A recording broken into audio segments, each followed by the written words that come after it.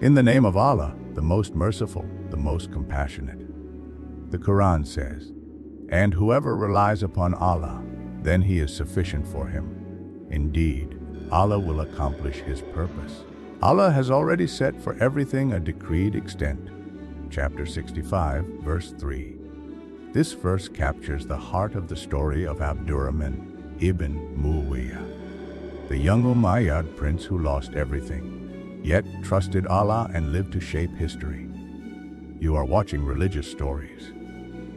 Make sure to like this video, subscribe to the channel, and tell us in the comments what story you would like us to cover next. Abdurrahman was born in 731 in Damascus, the glittering capital of the Umayyad Caliphate. His family ruled vast lands stretching from the borders of India to the Atlantic Ocean. As a child, he grew up surrounded by wealth, scholarship, and the glory of a dynasty that seemed unshakable. But when he was only 20, disaster struck.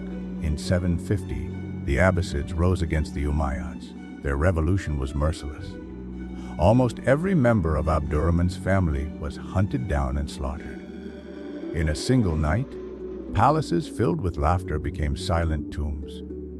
Abdurrahman himself escaped only by the smallest margin, slipping away into the night while assassins pursued him. His flight was filled with danger. He crossed the Euphrates River under arrows, leaving behind the graves of his loved ones and the city of his birth. He traveled through Palestine, hiding among tribes, and made his way into North Africa. Everywhere he went, Abbasid agents searched for him. He lived as a fugitive, poor and alone, carrying nothing but his courage and the bloodline of the Umayyads. Years passed in exile. He endured hunger, betrayal, and constant fear. At times he had no roof above him but the desert sky. Yet through every trial, Abdurrahman learned patience. He grew from a frightened youth into a man of resilience and vision. His survival was not luck. It was faith, perseverance, and the decree of Allah.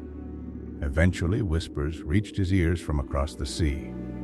In Al-Andalus, Muslim Spain, the governors were weak and the land was breaking apart. The people longed for a strong ruler who could unite them. To Abdurrahman, these whispers were more than rumors. They were a call. Perhaps this was the reason Allah had spared him, the reason he had survived when so many of his family had fallen. And so, after years of being hunted and homeless, the exiled prince set his eyes on Spain. With courage in his heart and only a few loyal companions at his side, he prepared to cross the sea, not as a fugitive, but as a man ready to claim his destiny. But how could a hunted exile, with no army and no throne, rise in a foreign land? That is the story of the next chapter. Abdurrahman's daring arrival in Al-Andalus and the battle for power that would change history forever. After years of exile and survival, Abdurrahman finally turned his eyes toward Al-Andalus.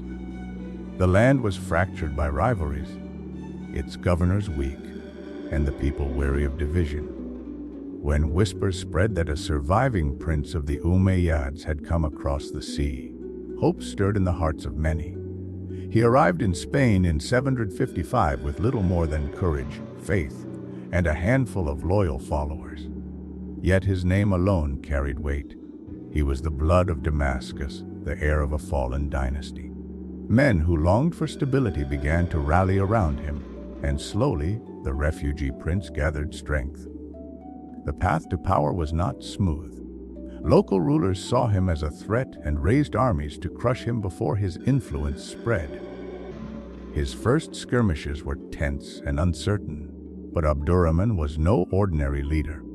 He fought with the desperation of one who had lost everything, and the vision of one who believed he had been spared for a greater purpose.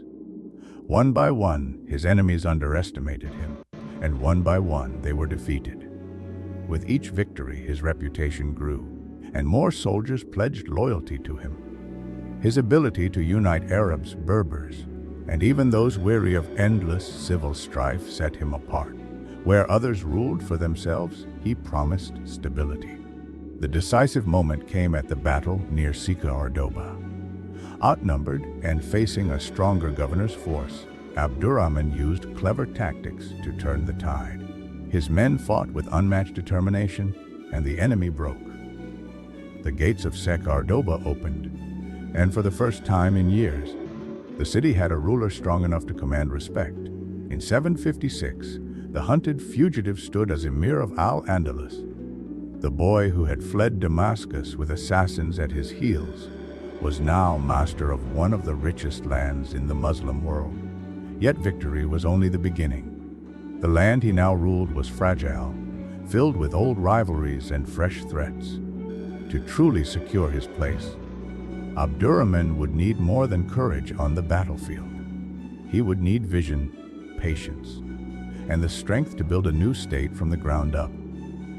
His first step was clear. Córdoba must not be only a prize of conquest, but the heart of a new beginning. From this city, he would lay the foundations of stability, faith, and prosperity that would outlast his own lifetime. But could he turn a fractured province into a united kingdom? Could he transform Córdoba into a jewel of the Islamic world? Abdurrahman's victory at Córdoba gave him power, but ruling a divided land required more than battlefield courage.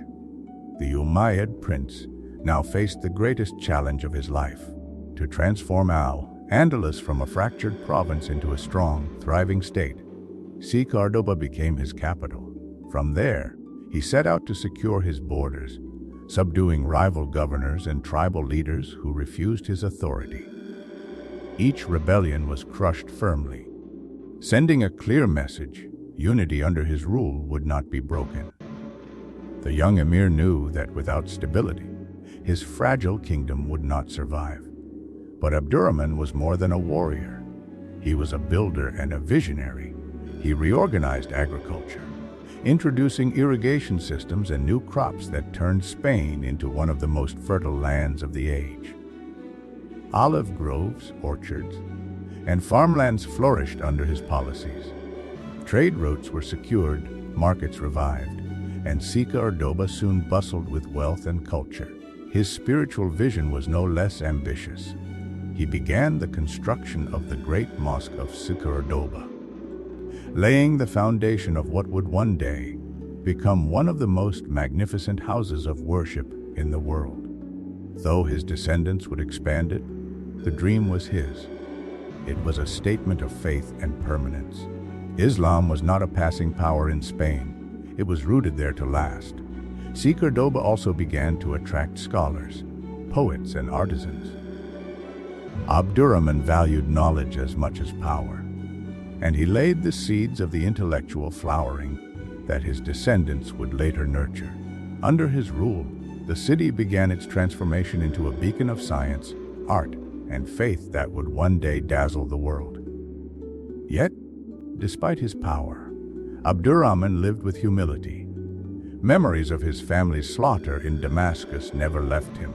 He often reflected on his exile and survival, reminding himself that his rise was by Allah's decree alone. He carried himself as a man who knew the weight of destiny and the responsibility it placed upon him. From fugitive to builder, from exile to emir, Abdurrahman's reign marked the rebirth of Al-Andalus. But what would remain after his death? Would his legacy endure? Or would the land fall again into chaos? Abdurrahman's years of struggle and patience finally bore fruit. By the time of his death in 788, the fugitive prince who once fled Damascus with nothing had built a united, thriving Al-Andalus. But his true greatness was not just in his survival. It was in the legacy he left behind. His dynasty endured for nearly 3 centuries, and his descendants expanded what he had started. Under them, Córdoba grew into one of the most dazzling cities in the world, famous for its scholars, poets, and artisans. The Great Mosque he began became a jewel of Islamic architecture, a symbol of faith and permanence. Libraries filled with hundreds of thousands of books made Córdoba the envy of Europe, where much of the continent still lived in darkness. Abdurrahman's personal legacy was also one of humility and patience. Despite his power, he never forgot the bloodshed in Damascus or the years of exile. He ruled with caution, dignity, and reliance on Allah. His story became a reminder to generations that Allah can turn despair into triumph and raise the weakest to the highest of ranks. But his story also carried a warning. The unity he built was the foundation of Andalusian strength, and when later generations allowed division and arrogance to creep in, the light of Al-Andalus began to fade. Greatness, he showed, can only be preserved by justice, humility, and reliance upon Allah. Today, Abdurrahman I is remembered not only as the founder of Muslim Spain, but as the Falcon of Andalus, a man who turned exile into empire. His journey reminds us that no matter how deep the darkness, patience and faith can turn tragedy into destiny. And so his story closes, not with despair, but with a lesson that those who trust Allah and remain steadfast can change the course of history itself.